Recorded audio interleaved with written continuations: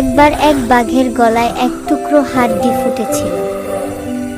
অনেকদিন ধরে বাঘটি মাংস খেয়ে আসছে, তবে এবারের মতো তার গলায় কখনো হাড্ডি ফোটেনি।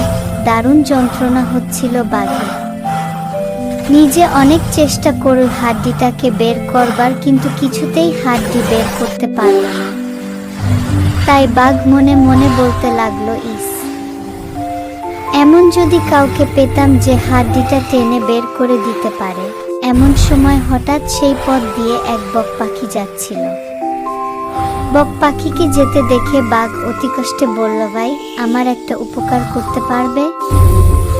আমার গলায় হাড্ডি ফুটেছে।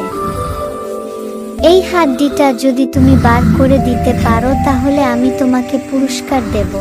বাঘের কথায় বকটি গলে জল হয়ে গেল। বাঘের মতো প্রাণী তাকে উপকার করবার জন্য অনুরোধ জানাচ্ছে, মনে মনে একটু তার যেন গর্ব হলো। অতএব বকটি বাঘের গলার ভেতর নিজের মাথা ঢুকিয়ে দিয়ে ঠোঁটে করে অনায়াসে সেই ফুটে থাকা হাড়টা বার করে দিল।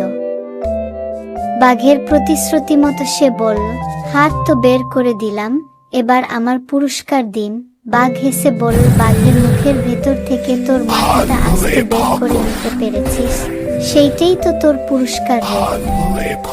এরপরও আবার পুরস্কার চাইছিস? যা ভাগ। Subscribe my channel.